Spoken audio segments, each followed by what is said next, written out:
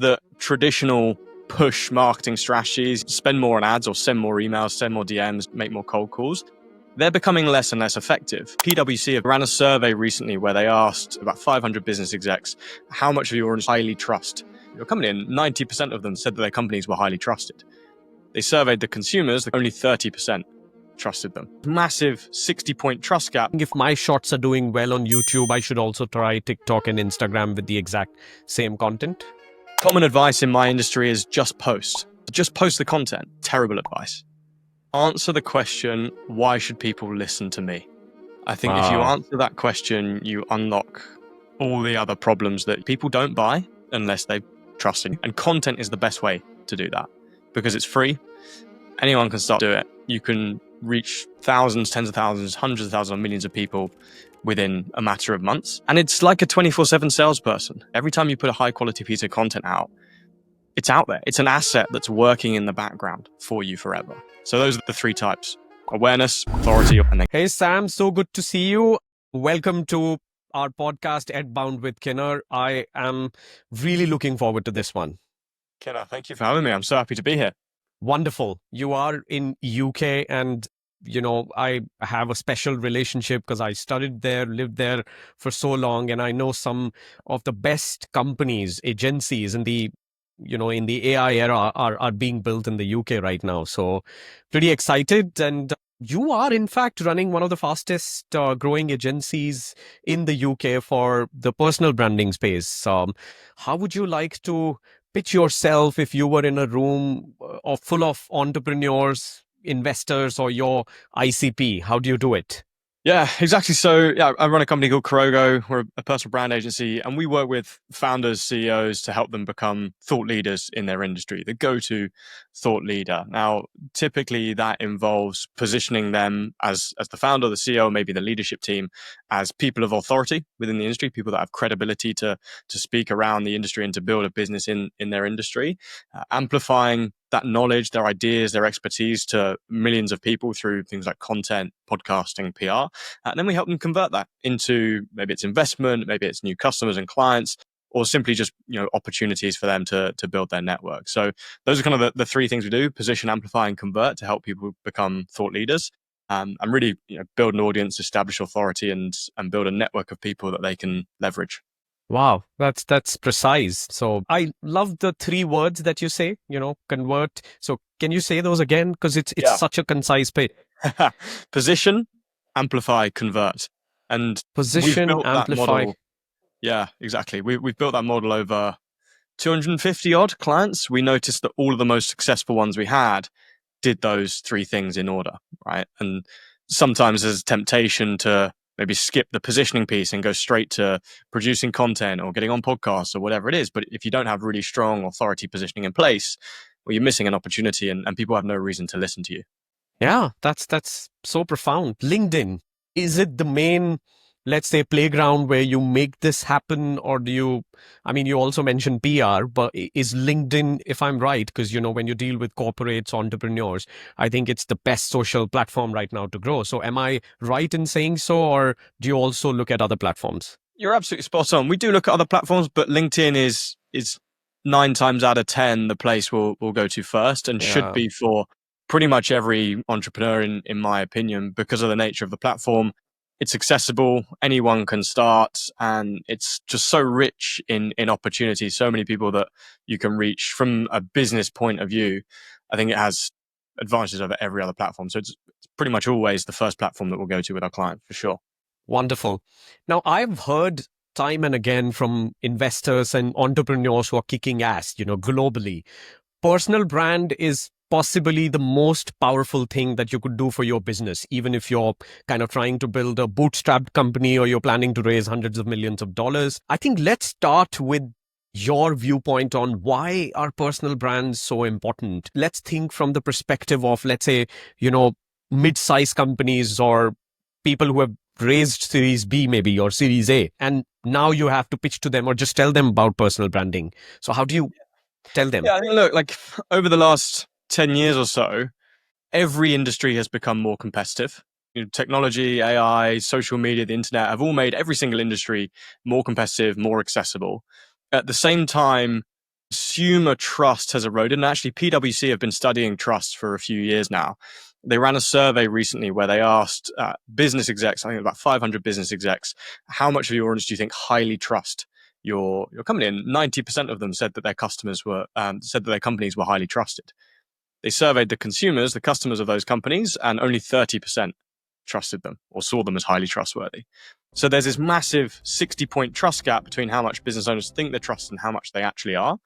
And for me, that's because consumer trust has been eroded over the years by gurus, fakes, cowboy businesses, which is a shame, right? And that means that traditional push marketing strategies, basically spend more on ads or send more emails, send more DMs, make more cold calls, they're becoming less and less effective.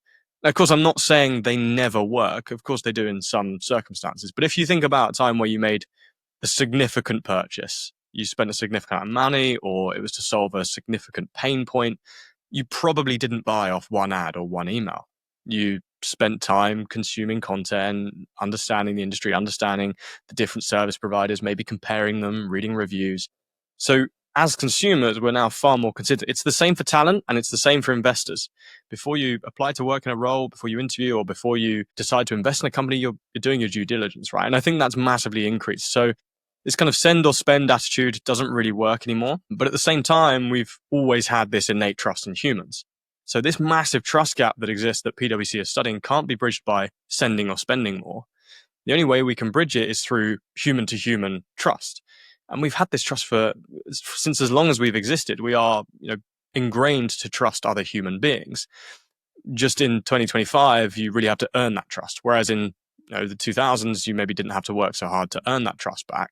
In 2025, you can earn it back. And the way to do that is through personal brands. So, whilst marketing is becoming more expensive and less effective, industries are becoming more accessible and more competitive. Competition is hotting up, but no one can compete with you. So that's, for me, the best way to stand out and to build trust. Oh, I love the way you articulate this stuff, man. I mean, it's Thought about it a lot. Yeah. No, I can feel it. I see a book in you, Maybe one literally. day. Yeah. No, I mean, I would love to collaborate on that because, personal branding, I really feel for it. And I think people who have spent literally decades in industries, they still don't see the real power of personal branding. And, my first with the power or the pitch that I heard that converted me to spend more time and look at it seriously was Gary Vaynerchuk. I mean, Gary kind of speaks about it quite a bit, but I mean, his narrative is broad. I mean, it's not just personal branding. He's more on, go and post and start talking about, whatever you've got to sell. So I hear you and I completely agree. I think trust, you can't actually convert that, spend or send more strategy into conversions for your business. And content is the power that, where you're saying build one-on-one relationships is super important. So what's the playbook if somebody came to you and exactly the ICP that I spoke about, let's say we have the head of marketing or CEO of a company, and it could be a large company. How do you reckon they should start on the journey? What are the first steps? So very first thing that you've got to get clear on is your positioning. So you need to answer a few questions. Why should people trust me? What are they going to get out of trusting me? And what's the transformation that I'm going to take them on? And this is really important because we say the message. Say the last one again. Say the last one again. Transformation that you're going to take them on. Oh, okay. So what's the transformation you're promising to people who interact with your brand? Is that what we are? Exactly. What's the point A to point B that they're going to go through? Okay. So what's the point A where they've got pain points, they're struggling, they're not sure how to do a certain thing, to point B where you've solved their pain points, you've got the result they want out of working with you. And this is really important because people are always asking themselves the question, why should I listen to you? There's no shortage of people publishing content online. There's probably no shortage of competitors in your industry. So the question people are always asking themselves, like consciously or subconsciously, is why should I listen to you? Positioning is about answering that question and showing that you are someone worth listening to, someone of authority. You mentioned it just before. There are people with 10, 20, 30 plus years of experience within their industry, but people don't realize, people don't know that. If someone's just come across you for the first time, that might not be clear. So We speak to people like that all the time, where they're hugely experienced, incredibly good at what they do, but they've just never focused on building their brand. So no one actually knows about it. And as a result, they feel overlooked and they're getting outpitched by businesses that maybe aren't actually as good as them or don't have as much experience. So the number one thing you've got to focus on first is, before you even get to producing content or going to LinkedIn, is understanding why people should listen to you and what's that value that you can offer to them. Wow. So figure out your positioning and then kind of promise the transformation. I think it's a brilliant framework, and this would apply not just to people who are leaders in these companies. I think it would stand true for an entrepreneur who's just trying to find the first 100 customers for his brand. Is that right? Yeah, absolutely. Because everyone will have some sort of unique combination of skills, experience, expertise, personality, values. It's not about trying to be someone you're not or trying to fake it. It's framing, not forging, right? So you just want to frame the skills, experience, and expertise that you have in the best way possible. Most people don't even think about framing them in the right way. They just presume people will get it. They won't, right? Or a big one is people presume their work will do the talking. Won't anymore. Maybe 10, 15 years ago, just producing good work was enough to attract customers and get clients. In 2025, it's not enough. That's table stakes, right? People expect you to do good work. So now you have to be a bit more conscious about how you package that and frame it. You've just said something profound. You said, I mean, if I get it right, I think you're trying to say that word of mouth doesn't work the way it used to. Word of mouth can work, but it has to be backed up by really strong authority, right? You can't rely on people to do word of mouth for you, is what I'm saying. You need to have strong authority to actually back it up. Yeah. Yeah. No, I get you. I hear you. And it's tough for people to actually build that narrative because, when you're saying, look at where do you want to build authority and, look at the transformation. I think most of the people kind of get confused. So let's pick an example because I want you to open this a bit more for me. I mean, peel the layers.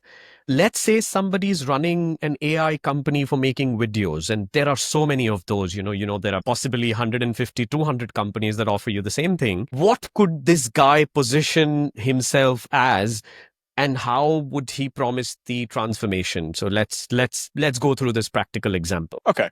Let's consider the transformation first. If I'm looking to work with a business like that, I'm probably a small business owner myself, and I want to increase the awareness that I'm able to generate on social media, or maybe increase the number of customers I get through video content on social media. I'm going to imagine that's the scenario I'm in when I'm considering working with one of these many AI video agencies. So let's think about the transformation, the A to B. Well, firstly, I'm starting off in a position where I don't know how to produce high quality video content. I don't know what a great video looks like, and I don't know how to edit really high quality content, nor do I have the time to learn to do it. I don't have the budget to hire someone full time. And that means that I'm not able to get the awareness and the engagement on social media or the customers and clients. Therefore, my business is growing slowly. So that's the kind of current position I'm in, the pain points that I'm in. So instantly I'm thinking, how can we speak to those pain points? Where do I want to go? What's the result that I want to get out of this? Well, I want to be able to effortlessly create really high quality video content without having to hire and manage a full editing team. Yeah, that's the kind of dream scenario, and therefore get the customers, the engagement, the awareness that I deserve for my business. So that's the transformation we're trying to take people on. Sure, there might be lots of people that could take me on that transformation. There's lots of agencies that could do that for me. So why should I work with this one specifically? Well, as the founder of this company, I'd be thinking, what makes me authoritative? What makes me credible to actually help people do this? Maybe I've produced 10,000 videos previously. Maybe I've already generated hundreds of millions of views. Maybe I've been able to drive tens of millions of revenue through video content. So these are all statements of credibility. They're sources of proof that I know what I'm doing. And that means I'm going to stand out against the 100 other agencies that have just spun up in the last week because they see it as an easy business model that don't have that kind of depth, that credibility, that expertise. So I'm thinking about the transformation and specific areas of credibility that position me to run a business like this or to create content around this.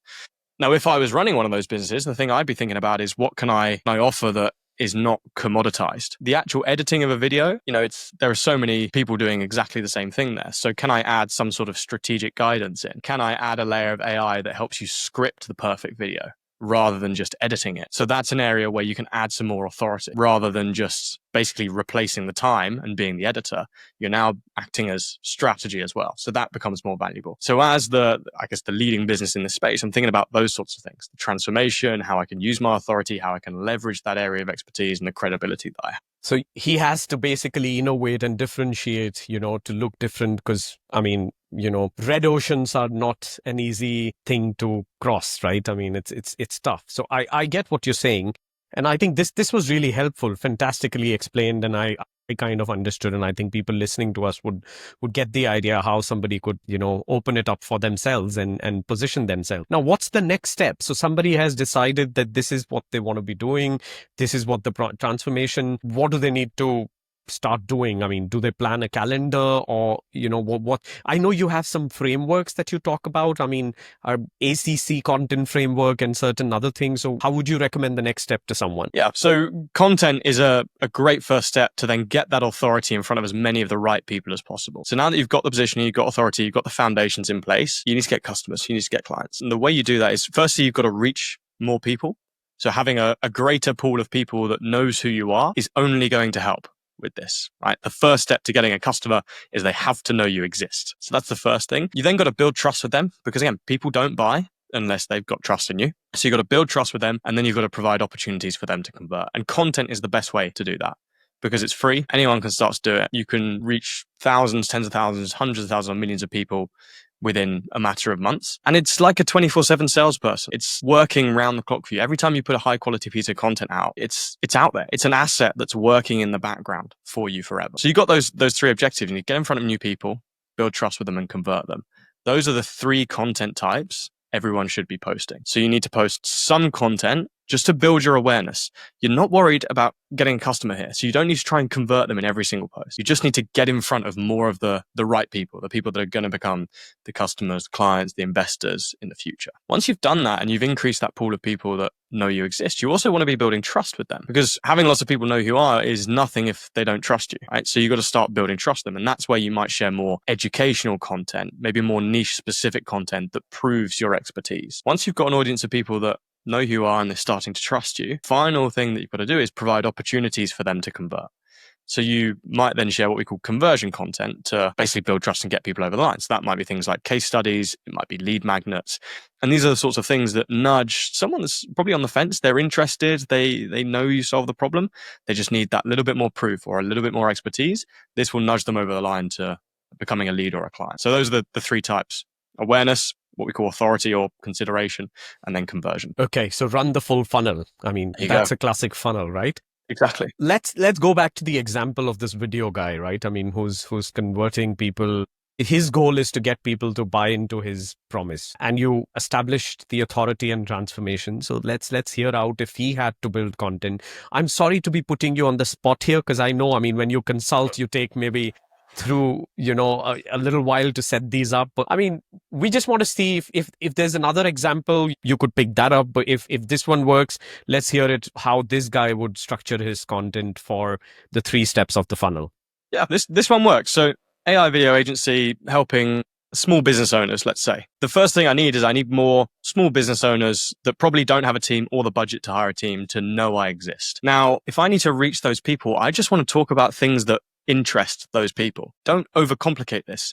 I don't need to prove my authority. I don't need to convert them just yet. First thing I'm thinking about is how do I just get in front of these people and get them interested in what I'm doing? So I'd probably share content that just appeals to all small business owners. Content that's pretty easy to consume, pretty easy to engage with and relate to. Doesn't necessarily have to be too in depth, but it's just going to interest small business owners. They'll relate to it. They'll like it. They might find it a little bit valuable. That's all I've got to do. I could share any sort of advice around building a small business. That's going to get my foot in the door. Once I've got my foot in the door, they also need to see me as the expert on video content and using AI to create video content, right? We've got the awareness. We need to build the trust now. So to build trust, I'd be a little bit more specific to actually producing videos. I'd be sharing educational content around how to produce great videos, the script to great video, the best AI platforms that you can use to create great videos. I might be talking about how to manage the engagement on your social media content to ensure you're getting the best out of your videos. So this is building up trust within the industry. The key thing here is to use personal experiences or personal points of reference. So I shared a lot of how-to examples, so how to edit a video. Ideally, you can switch that to how I or how we edit videos. That very subtle shift from how to how I shows that you've got experience doing it yourself. You've got that lived experience. So that's going to build up your authority massively. Very subtle shift, but really important. So now I've got an audience of people that know who I am because I've posted kind of general content that's pretty easy to engage with to build up the audience. They trust me because I've posted that consideration style content. The final thing I need to do is convert them. So my conversion content in this case might be, I might create a scripting framework. So I might create a framework that people can download to script better videos. And that solves one part of the process for them. It gets them a little bit closer to B from where they are in their starting point from A to B. It gets them a little bit closer. Doesn't solve the full picture though. So now they're thinking that I trust you. I've got some results from what you shared. Imagine what it's like if I pay you. Imagine what it's like if I use the tool. So we solve a small part of the process, and in exchange, people are going to work with us to solve the rest of it. Really simple process that I would use. No, this is fantastic. So third step, conversion. When you spoke about the case study or the lead magnet and a fantastic idea, do a framework. Do you ask people softly or, kind of embed your call to action, like book a demo with me? I'd be more than happy to do a 30-minute call. Is that how you bring a CTA? Because I know, case study conversion's kind of an art. What's your take on that? Exactly. So I would have a call to action at the end of the lead magnet or the case study saying, look, if this helped you get a result, this is just one very small part of what we do. So if you found value in this, you're going to love the rest of working with us. And you've actually earned the right to do that. This is a really important thing that I think people miss with lead magnets is they spin up a lead magnet just for the sake of having one and they want to convert people as quickly as possible, but they forget to make it valuable and high quality. Your lead magnet, your conversion content is kind of like a taste test. It's like a free sample of your paid work. So if the free sample isn't nice and it's not good, no one's going to pay for the full thing.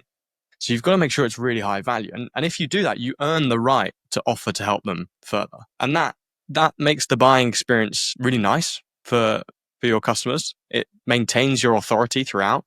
You never kind of detract from your authority at any point because you're providing value and then offering to provide more. So authoritative rather than desperately cold messaging people, almost begging them to work with you. Yeah.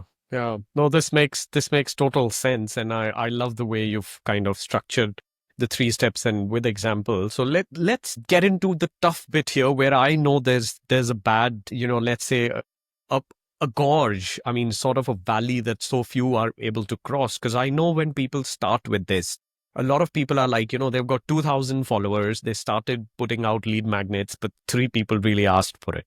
They're doing fantastic content, but it's because it's only 3,000 people. And I know LinkedIn possibly is showing it to 300 because, that's how the algos work. How do you cross that valley? How do you solve that problem for, let's say, the top of the funnel content? Because if you've got the right number of people come for top of the funnel, you'll eventually have mid and bottom funnel conversions. So how do you solve that problem? Yeah, exactly. You've got to find out where in your pipeline or your funnel the bottleneck is. For some people, if they've got 100,000 followers and they're getting lots of views, but they're not getting any sales, they've probably got a problem with the bottom, the lead magnets, right? In the example you guys, if you've got 2,000 followers, you've probably got a traffic problem, right? Simply not enough people are seeing your content. So that's where you might focus more of your content on the awareness style for maybe a few months to build up that audience first. Then you might introduce more authority content. So you've just got to be aware of where that exact bottleneck is and adjust your content strategy accordingly. So I think let's take an example. This video guy, he really wants to work with you. But he comes to you when he's only got 2,900 followers and now you've got this problem. Exactly how will you get him out in a few months, but with how many posts, strategy? How will you get him out of this valley and exactly to what number? So I'm probably thinking about 60 to 70% of my content, in his case, is going to be awareness style content. And usually we do Give me an example. Before you go ahead, let's take an example of the awareness content that would be 60 to 70% for this guy. So he needs to reach small business owners. So I might create a 10-step roadmap for small business sales. It's not necessarily the exact area that I help people with, but it's going to interest all small business owners. An alternative might be, let's do I might just create a load of content that small business owners would relate to when the customer doesn't pay their invoice on time. It might be as casual as that, and it might be Okay, almost but meme style content. it's not exactly the area that he's going to help people with. You're saying you still go ahead and solve that problem or talk about it, broadly. Because it's all we need at this stage is interest and attention, right? And we haven't earned the right to get people to listen to us about something that's more in depth, like solving their problem with video. We haven't earned that right yet. We need to get the eyeballs first. So yeah, it doesn't exactly have to be the area that they're interested in.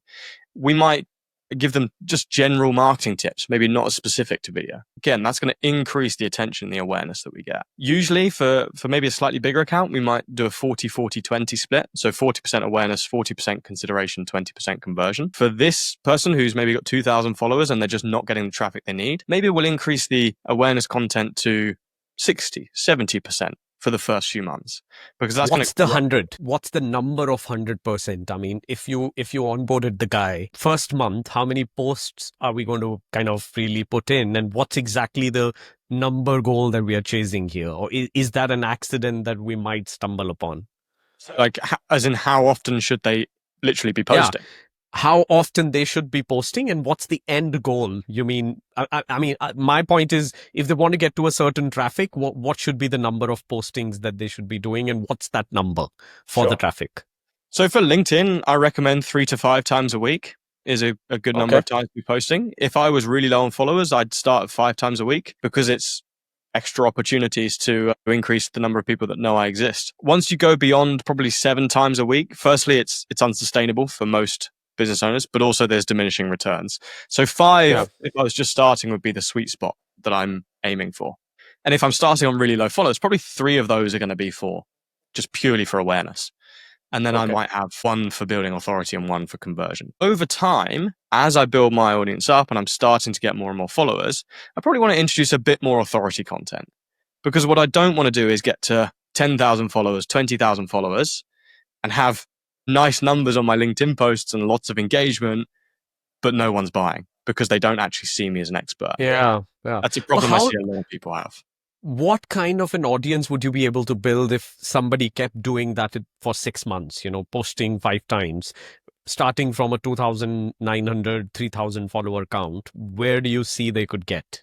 So honestly, a realistic growth rate for most people creating content themselves 3 to 5 times a week is actually 5 to 10% follower growth month on month.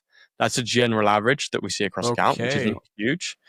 If you do it really well with awareness content, I've seen people go from as little as 5,000-10,000 up to 50,000-60,000 within 6 months.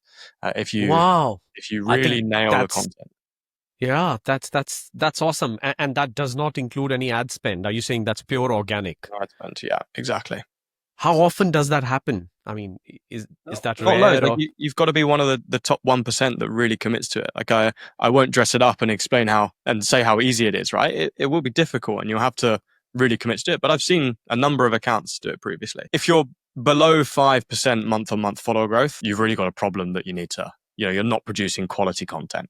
That's the problem there. This is gold, man. I mean, the numbers, I love looking at metrics and then improving on them. So 5 to 10% organically and, off chances, what you just said is mind blowing. I mean, you're saying almost like 100% month on month growth, that some people have seen. And none of these guys, so you as an agency, if you onboard like a decent account, you'll never put any money into ad spend on LinkedIn. So it's not like Instagram, because I know on Instagram is possibly one of the only platforms where you could actually spend to grow your audience, right? Yeah, so we don't use ad spend as a way to grow an account ever. We're not totally against ads. So we're experimenting with LinkedIn thought leadership ads at the moment that sit alongside the content.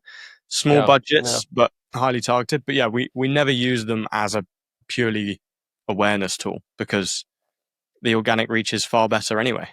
Yeah, and I know on YouTube, for an instance, people say that if you spend money on ad spend, it could actually bring your organic reach down because now, the algorithm's kind of showing it to audiences that possibly are not your fans and the right fit all the time. Yeah. So what's the what's the magic you're going to spray into this, Sam, to get people to get that growth going really over the top? Maybe let's say for anyone doing it, touch about 15-20% month on month.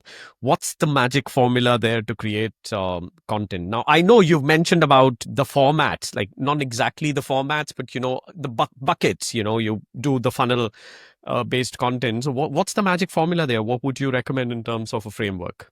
Yeah, there are a few things within the post itself that you can do to massively increase the performance and ultimately get more followers off the back of it.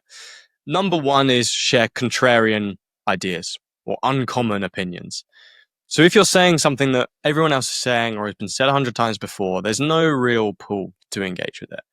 Actually, we see some of the best performing content, both in terms of engagement and follower growth off the back of it, is contrarian or uncommon opinions, things that people hadn't thought of, or things that maybe aren't necessarily widely accepted, but you strongly believe.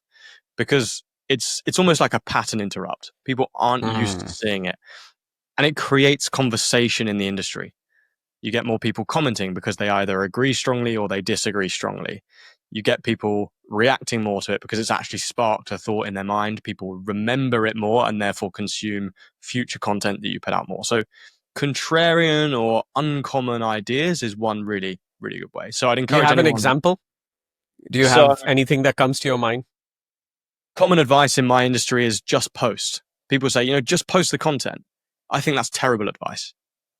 So one of my contrarian opinions is just posting is terrible advice, because if you just post, you're going to post average content, get average results, and lose motivation very quickly, and then be back where you started. So my contrarian opinion there is you should be a bit more strategic about how you post, even at the start. So there's one example. So contrarian ideas, great way to make a bigger dent in the industry. Then you're thinking about, I like what you're saying. I have an example. So, one of the posts that did maybe almost 20-30% better than my average post, and I recently started kind of focusing on it a little bit more, was finding a good salesperson is tougher than finding a date. there you go. Yeah, I think, and I was surprised. Now it makes sense when you said that. I mean, it's a bit of a pattern interrupt because I don't follow this formula all the time. But yeah, this one incidentally kind of fell into that bucket. But yeah, I hear you. I think I see the pattern there. You've used another one there, which is really interesting, which is applying niche concepts to widely understood ideas. Rory Sutherland, Yeah, yeah. economist, marketer, one of the best at this. And this is how his accounts have grown so fast. He talks about what is actually quite detailed, highly complex psychological biases that we are all born with. But he explains them using ideas and concepts that everybody understands and experiences, like lifts, like trains, like Uber. These are all things that we all use, but he uses those examples because we will understand them to explain underlying psychological concepts that maybe people haven't thought of or wouldn't get if he explained them with other examples. And you've done a similar thing here. Everyone understands dating. Not everyone understands what it's like to hire a salesperson. Yeah. Yeah. Another good example. Okay, so contrarian post. What else? What else? So once going to work? you've got your concept, you're looking at how can you write the best possible piece of content. Number one is start with a great hook. So the hook, the first 1 to 2 lines, the most important part of the content, especially on LinkedIn, where you have that fold, the see more button. Work really hard to get people to click that see more button. There are 100 posts in their feed at any one time.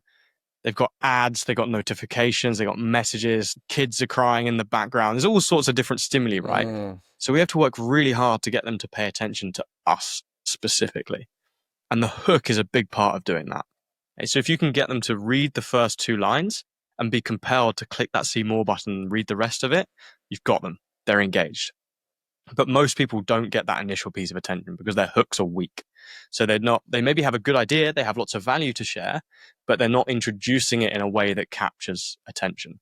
So great ways to do that include numbers in your hook. Numbers instantly stand out and capture attention. Use I statements. So if you use like an I statement in the hook, it works well. Half-told stories and cliffhangers, sorry. So if you tell the first and second part of the story but don't give the ending, or maybe you give the middle and the ending but you don't give the start, another great way to get people to read. Be extreme. Almost use hyperbole. So be really extreme. Don't kind of sit on the fence, go one way or the other. All great ways to hook people in and capture attention. Again, you're trying to interrupt the pattern there. So once you've done that, you've got people to click and read the rest. You need to make it easy for them to consume the rest of the content. So many pieces of content I see packed with value, but they're really hard to read. They're written like blog posts. LinkedIn content should not be designed to be consumed like a blog post. Most people are consuming it on tiny devices in their hand on the way to work. Yeah. So you got to think about the environment people are in where they're consuming it. It needs to be scannable. So it needs to be easy to scan through the post, get the main points without really focusing and digesting on it. Yeah. People won't, they can't be bothered. So making it scannable, really important. And then the ending is equally important as well, because this is the thing that people are going to remember the most. Most people will end with either it's like a really salesy call to action, or they don't have an ending at all. They just stop the advice. Both missed opportunities. Your ending is a chance for you want to treat it like a mic drop moment. So when someone speaks on stage and they deliver those like final 2 lines on the stage, they drop the mic and walk off and the crowd goes wild. That's what you want on every single piece of content. You want something that's really catchy and memorable that people can take away from the post. That's going to make them remember you for next time. It's also going to give them something to comment around as well. So you're basically feeding people something to comment, and that's massively increased the engagement you get. These are some golden nuggets, man. I think, like I said, I see a book in you, and I think this is all content for that. Yeah, no, I think this is super helpful. Now, because I understand that these are extremely important, and I think you've stitched the playbook really well with all the things that you've mentioned about the steps. Now, let me just touch a little bit about certain other things that people believe that are kind of things they don't understand well on LinkedIn, like setting up their profile. So when you mentioned, you have the promise, the transformation, your positioning, all of that figured out. Is there anything else that you would want to portray on your profile that's going to stitch all the narratives so people really like and follow your profile? Yeah. So I guess the things you definitely want to have are your proof, so your credibility, basically why people should trust you, and the transformation or your value proposition. Those two must be clear throughout your profile. The other thing that you might want to include is the next step to working with you. A lot of people don't have that next step, or it's not like clear. The call to action. So if I love the post that you've just done, I should be able to quickly check out, I love what Sam just said. I want to know more about him. Exactly. Because the chances are, if someone's clicked on your profile, they've probably consumed your content. They're interested enough in what you do. Yeah. They probably trust you. That's the point where you want to convert them into a lead. So provide them with a lead magnet or give them an opportunity to book a call and signpost that really clearly for them. Because if it's not clear, they might get distracted, they might forget about it, and you've lost that opportunity. So when they're on your profile, that's when they're really warm. You want to capitalize on that opportunity. I understand that someone in the company, let's say an entrepreneur with just about 5-10 people team, could do that for his own profile, and he could follow the funnel method and use the sharp posts and everything that you've just recommended. Is there a way to extend all of this to the other team members, and considering one is a developer, somebody else is just a customer success guy, and the other guy is a design guy. I mean, is there a way to kind of make this like a octopus, that has multiple arms? Exactly. It's something we do and we see great results from. So right now we have, in any given day of the week, we have myself obviously posting content, but we have someone in operations, someone in client success, someone in strategy, someone in content, someone in sales, all posting content. Now, everything we post is all aligned with the overall brand that we're trying to portray as a company. But we each have a slightly different spin, or each have a slightly different area of focus that we talk about. And that's how I like the analogy you gave of an octopus, right? We've got all of these different arms and legs that are reaching people that maybe approach it slightly differently. It's one of the best things that you can do to drastically increase the reach you get.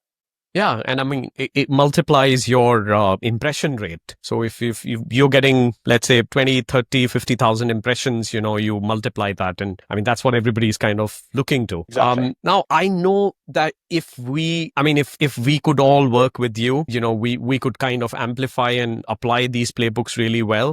So what's the best way for people to kind of keep in mind when they start working with an agency? I mean, are they looking at completely outsourcing every single piece that we just talked about, or is it still in their court to think about the ideas? Because I mean, I'm always curious about that, right? How does an agency, what all can it take off my plate? Yeah, I can't speak for all agencies, but the way we work is there are options, right? So with some of our clients, we will take the work completely off their hands and we will literally run everything from the strategy to the content creation. We will speak to them each week to kind of understand what's going on in the business to get their expertise. But we actually have a solution where we take the whole process off their hands end to end. Equally, with some of our clients, we're more strategic and consultative. So we're not producing content for them. They're still managing the content, producing it, managing their profile, but we're giving them feedback on the content they're creating. We're helping them build their strategy. So there are options where you can do either. If you want a little bit more control, you can have that. But if it's the kind of thing where you know it's important, but you'd rather it just be out of mind, then you can get someone to basically handle the entire process for you. Wow. Now that's helpful to know, because I know a lot of people who would love to build a personal brand, and I'm sure when they listen to what you just told us about the power of a brand, they would all want to do it, right? Now, how would you recommend to someone if they're doing it themselves? Should they repurpose the LinkedIn content exactly as is for another platform? Is that a good strategy? Or would you recommend to someone at the 3,000 number that I just mentioned, or let's pick up between 3,000 to 10,000 follower count on LinkedIn, would you recommend to them spread out on another platform, choose one more or not? What's your recommendation? I would nail one platform until you get up to probably 10,000 followers, Okay. roughly. Okay. Or if you're driving consistent lead generation from it, you might be at 5,000, but you're getting 20, 30, 40 leads a month from it. Once you get to that point, that's probably where I would consider moving to other platforms. What would be the second favorite platform that you have for this guy, the guy that I just spoke about? It depends if it's AI video editing, YouTube, TikTok, and Instagram are the ones that instantly spring to mind. If he's mainly doing long form videos, then YouTube, 100%. If he's mainly editing for short form videos, then TikTok and Instagram first. Okay. Okay. I mean, I see short form doing really well on YouTube as well. Like some of my content, and I've got possibly only about, I mean, it's very recent. It's not, I mean, my full-fledged effort is very recent, but I see like 6, 7, 10,000 views on general shots now, a few.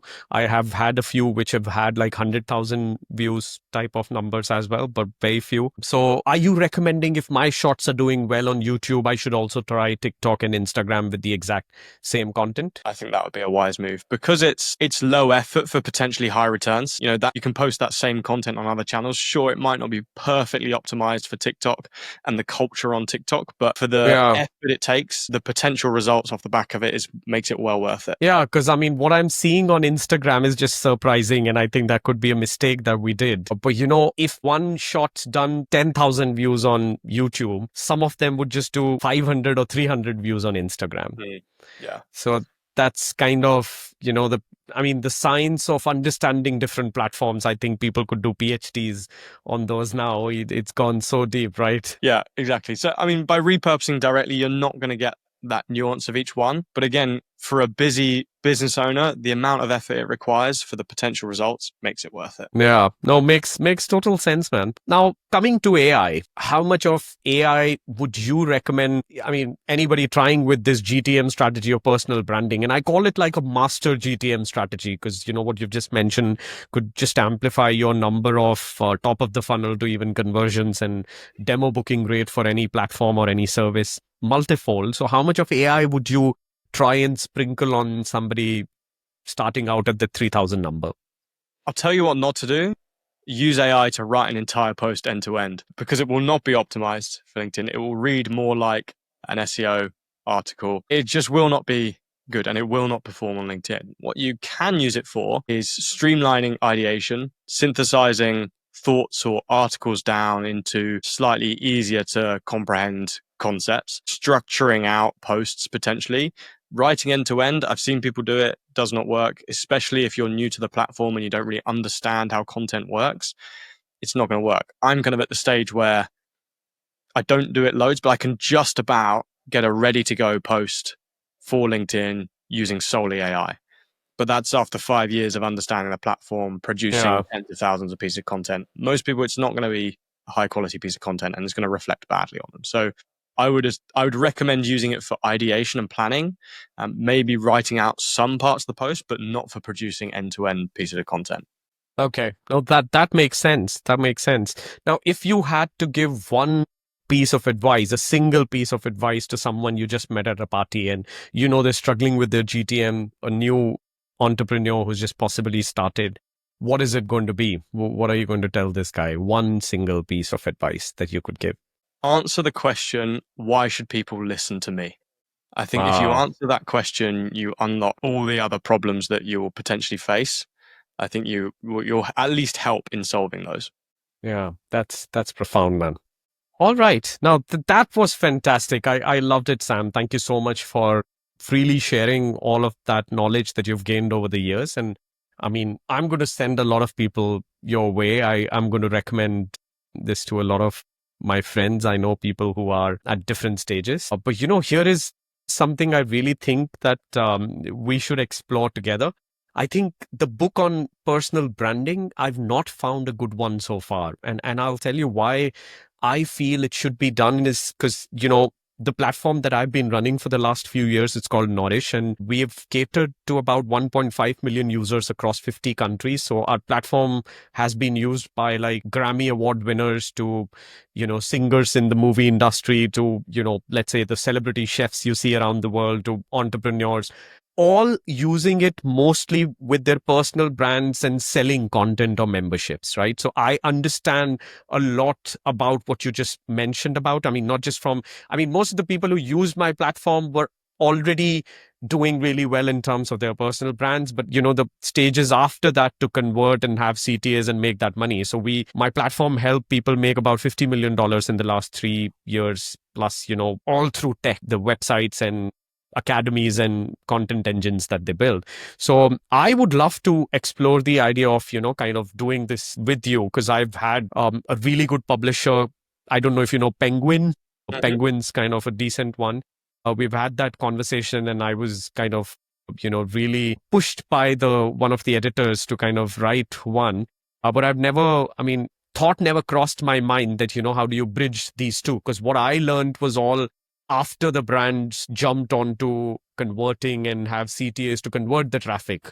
But what you just spoke about are the starting steps of getting people to get onto these platforms. So I think there could be a fantastic synergy. Think about it. And I mean, let's connect again. But I think if we really thought about writing a book like that, personal branding in the age of AI, something like that, and we basically from personal branding to monetization, we kind of cover the whole journey and put AI everywhere and, like really talk about it. I think we could just cover and build the book thesis and the entire thing in maybe 6 or 7 conversations like this, because you're building. I mean, what we just spoke about today is a really good outline of maybe 3 or 4 chapters of the book, right? I mean, all we have to do is just go deeper into now things like, authority, positioning. I mean, what's the transformation? That's like a full chapter. How do you decide what niche to go in and, how do you kind of work on? So really think about it. And I'm really keen. I've never kind of done this with anyone, but I feel your concepts are really clear and you know what you're talking about. So I think, and it helps, just solidify a brand further if you have like a book under your belt. Yeah, amazing. No, I love the idea. I love the idea, and it's great to Yeah. hear about So the amazing work you've done. Credit to you. this is great. I would love to connect again with you. And I mean, think about it. If you think that we could collaborate, I mean, we could jointly write the book Mm. or divide the chapters and like I said, have conversations. And I think between our conversations, if we have now this being transcribed by, the Riverside AI. So we could really quickly put together a manuscript. Amazing. Okay, I'll consider it. That sounds, yeah, Yeah. sounds great. Yeah. I'll send some more content for you to read and, let's think about it, but would love to connect again with you. Thank you so much for, your time today. And what time is it there now? I believe you're 4.5 hours It's early afternoon, behind. half one, past one in the afternoon. Yeah, we are at about 6 in the evening here. Awesome. Well, thanks for your time. It's been a pleasure being on. It was a great interview. So Awesome, man. Thank you so much. We'll connect with you again. Let's let's hope that we can find more synergies. amazing. Top man. Thanks so much. Appreciate you. Take care. Thanks.